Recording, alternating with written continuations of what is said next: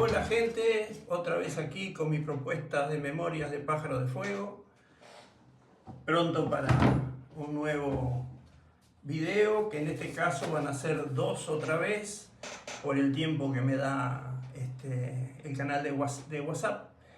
Y bueno, solo ponerlos en la idea de que lo que voy a contar hoy es una supuesta prueba de valor que a mí me contaron como charrúa. Ni la pongo en duda, ni la afirmo. Sé que no insulta a mi pueblo, sé que no va en contra de nada.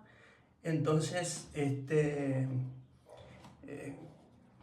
la ingresé, la integré como un cuento más de las memorias de bravo charrúa Ejoj, que va camino de Salsipuedes con su comunidad, chica o grande, algunas personas.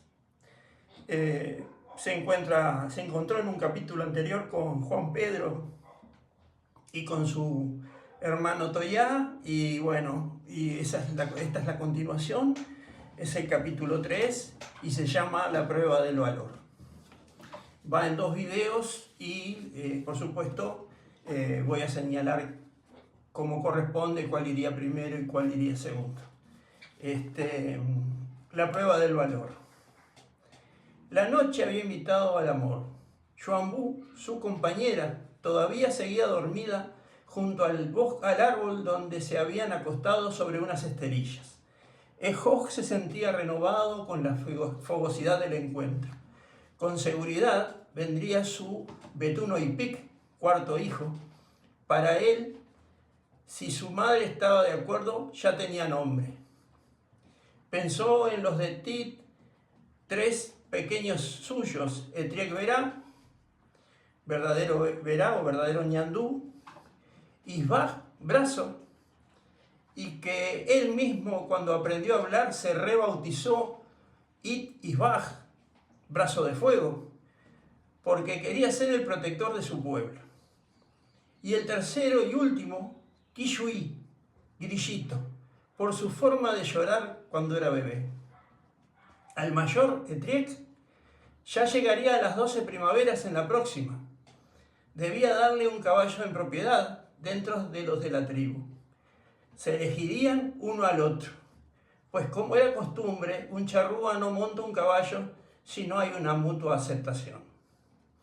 Isbaj apenas tenía Betún de ti primaveras. Todavía no había pasado la prueba del valor, pero para eso faltaba un tiempo.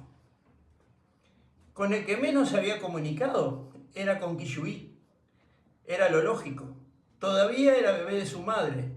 A Ejoj no podía ocurrírsele llevarlo ni siquiera al arroyo para que lancee una tararira, porque Xuanbu le echaría todos los espíritus en su contra. Este último pensamiento hizo sonreír al charrúa.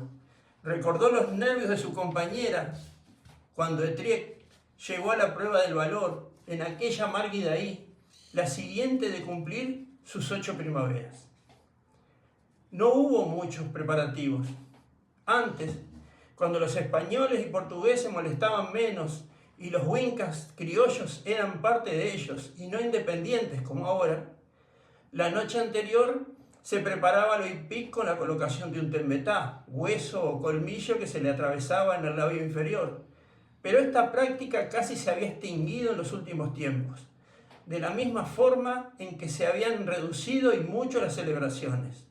Ya nada era como lo que cuentan que era. A pesar de todo, las culturas de estas tierras indican unas pruebas que los niños deben superar para formar su carácter. La prueba del valor en el Abya-Yala, desde Alaska hasta Tierra del Fuego, es una tradición de la cultura educacional. Difiere en su forma según sea de la selva, de la montaña, de la pradera, etc. Pero todas apuntan a lo mismo, a saber cuán valiente y arrojado es el niño. Ahora, que no se equivoque el que no conoce. No se discrimina el que no demuestra valor. Solo se lo educa de otra manera para que, llegado el caso, sirva a su núcleo hermano de la mejor manera. Estaba orgulloso de sus críos, pues ser padre lo colmaba, y ver aquellas pequeñas repeticiones de sí mismo ser totalmente autónomas le servían de reflejo. Le gustaba enseñarles cosas y compartir fogones y ceremonias. Pero como la vida no es solo placeres, tocaba prepararlos para los momentos más duros, y la prueba del valor daría la señal de qué aptitud tendrían sus gurises para afrontarlos. Llegó el momento de la prueba para Etriek Verá. Ejok se fue a un cerro cercano el día anterior y, eligiendo un lugar que le pareció apto, trazó un círculo de más o menos 2 metros de radio. Dejó en él un pequeño tinú desafilado y un palo grueso de 3/4 de largo, 75 centímetros aproximadamente. Como punto final, lo rodeó de piedras en todo el contorno, se alejó hasta unos matorrales cercanos y se acomodó un puesto de observación para pasar parte de la noche, donde dejó a resguardo unas ropas oscuras prolijamente dobladas y una máscara. Sigue en el próximo video. El sol se apagaba en un cielo de color rojo cuando padre e hijo se acercaron a la zona del círculo. Iban de la mano como cuando era chiquito. De alguna manera se demostraba nerviosismo en el pequeño y respaldo desde el mayor.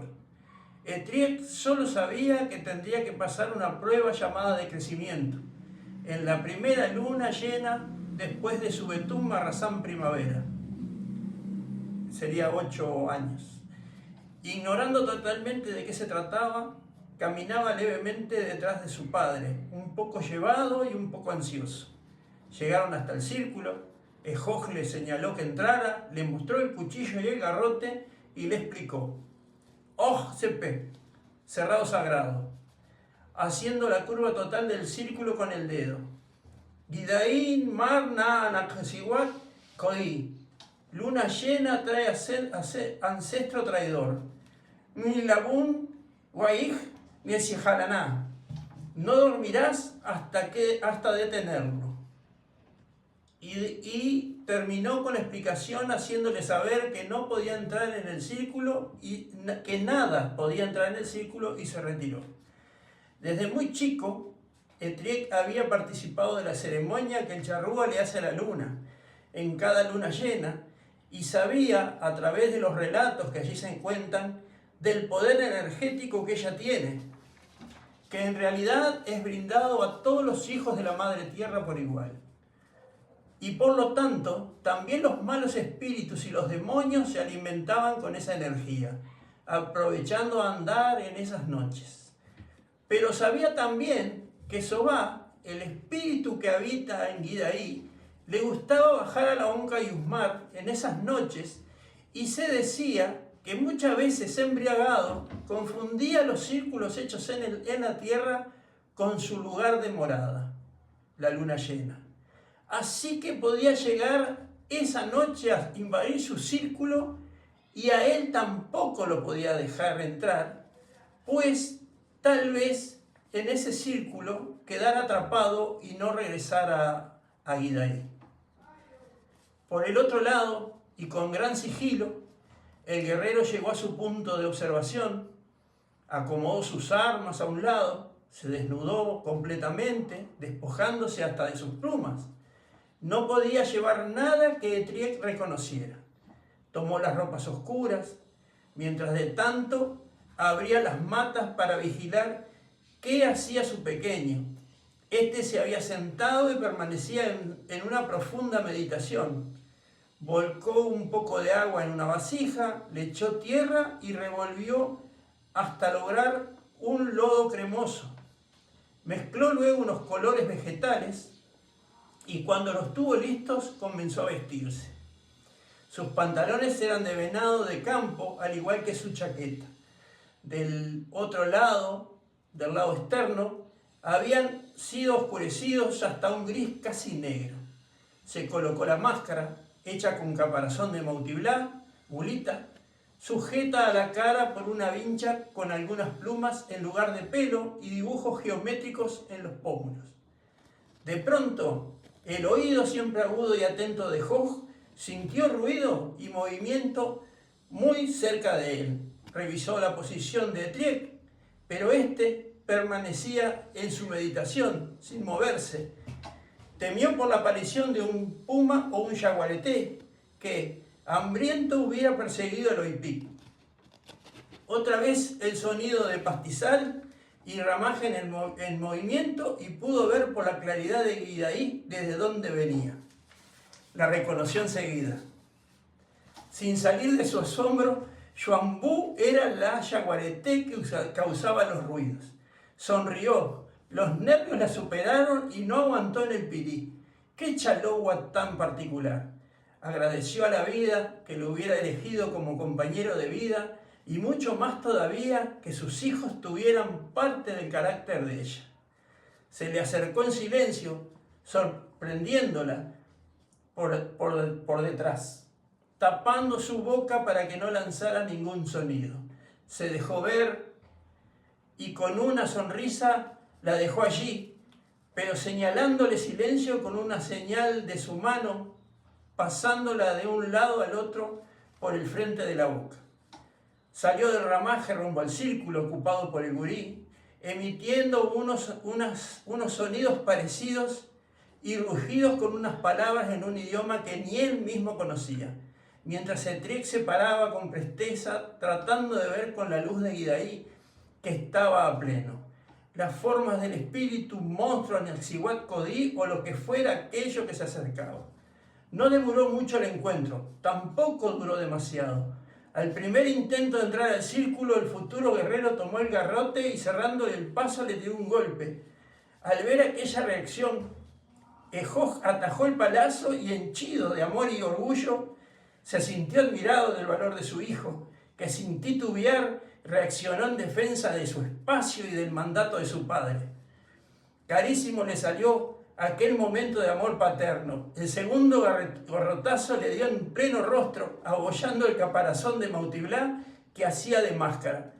Ya a esa altura de los acontecimientos, el Triek Verá era una furia y al hombre le costó dominarlo, ni siquiera cuando se sacó la máscara frente a frente. El niño pensó que el espíritu quería engañarlo. Solo cuando Xuanbu salió de su escondite, maravillada ante tanto valor, el Triek comenzó a serenarse y comprender que nunca había estado solo y que sus progenitores le hicieron poner su valor a prueba. Y allí quedaron los tres, abrazados dentro del círculo, a la luz de Guidaí, agradeciéndole a la Onca y Umar el tenerse unos a otros. Pájaro de fuego. Bueno, y va un tercer video, no me queda otra porque me apremió mucho el tiempo. Terminé muy sobre el límite. Solamente quería decir que esta leyenda me la contó don Francisco González, que hoy ya no está con nosotros. Y bueno, hoy tengo que decir que esta historia me la contó él. Después un día me llamó y me dijo que estaba en duda, que no sabía si era cierta o si era otra. Pero bueno, yo la tomo como válida. Francisco para mí fue un gran amigo desde que nos conocimos en esta causa. Y vaya mi homenaje a él y a esa amistad que tuvimos, que nos unió y que la conocí junto a él, conocí a él, junto a él y el Turco y todo el grupo CP, conocí Sal Si Puedes, la zona donde fue la emboscada y nuestra tragedia. Y bueno, para las hijas de Francisco González, que no sé, no tengo su contacto, así que no sé si esto le llegará, pero en homenaje a él van estos dos videos de la prueba del valor. Tuvimos charlas muy largas con él y bueno, está, solo eso. Lo voy a pedir como un favor. Sé que se puede hacer comunidades en WhatsApp donde yo te puedo mandar, por ejemplo, esto si es que te gusta y todo lo demás, por, por una ayuda económica. Yo no la necesito, no la preciso, pero me cuesta entender cómo no comparten estos videos. Sé que a muchos les gustan y no entiendo cómo no me siguen en mi canal. Te llega directamente, yo termino de hacerlo y te llega. Y por sobre todo me ayudas mucho a mí porque me das, ¿cómo se dice? El valor de lo que estoy haciendo, no el valor a mí. Yo lo hago porque quiero, y lo voy a contar porque es insólito. Me afeito y me baño y le digo a Laura, hoy tengo una cita con la poesía, me voy para el Altillo. Es fantástico para mí hacerlo. No preciso más nada. Pero si vos me seguís, me alentás, me ayudás, y si lo compartís, vamos a llegar a muchos más para que sepan que nuestro pueblo no era un pueblo de brutos, era un pueblo con costumbres, con gustos y con amor hacia sí mismo. Solo eso, termino, no quiero aburrir, pero tengo que pedirles que compartan lo que les llega.